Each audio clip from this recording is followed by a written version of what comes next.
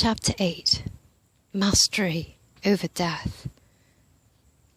Quote, "Dead yogi still lives," end quote.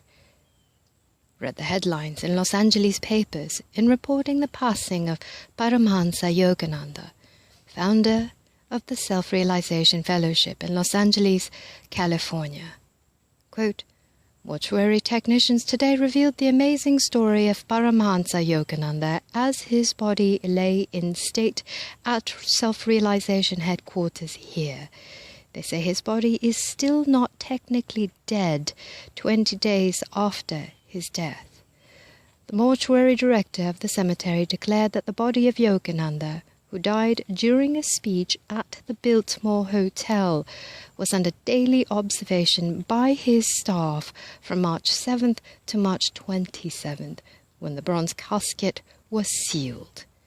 The absence of any visual signs of decay in the dead body of Paramhansa Yogananda offers the most extraordinary case in our experience," said the mortuary director in a notarized letter to Self-Realization Fellowship. End quote.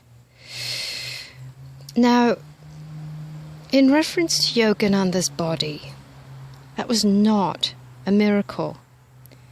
We have seen bodies that have been lying in suspended animation, it has been claimed, for 600 years. My great-great-grandfather observed such a body a long time ago. That is just north of the line between Kashmir and Pakistan of today, and it has been there ever since.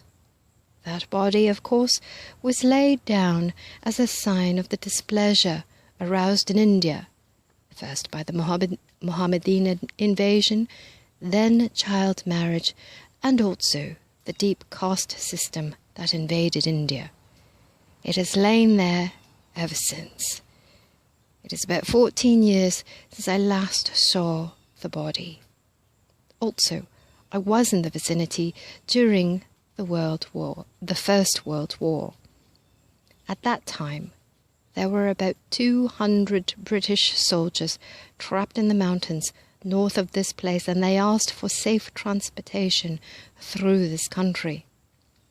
And as they came out into India again, they observed the body. The captain had spent a great many years in India and had a great respect for the Hindu people, and they also respected him. He explained to his soldiers that, if they wished to observe this body, the company would halt here to see it, but they must give their word of honor that they would not attempt to touch the body, thus conforming to the wish of the people in that community.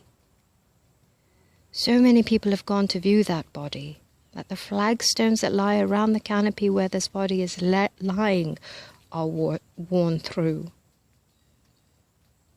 After the soldiers had seen the body, they moved on a short distance and made their camp for the night.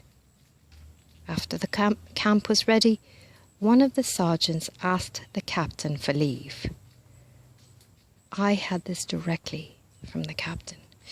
He said to the sergeant, quote, "I believe I know what you wish to do. You are going to attempt to touch that body.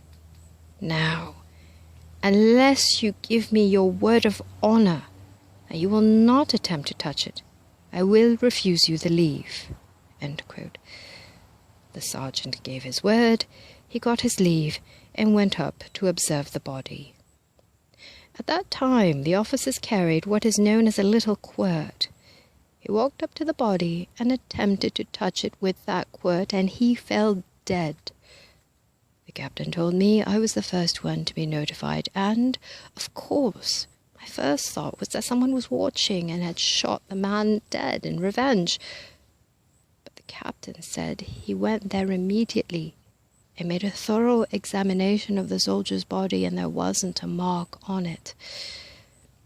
This experience was reported to the War Department in London and is on file there today.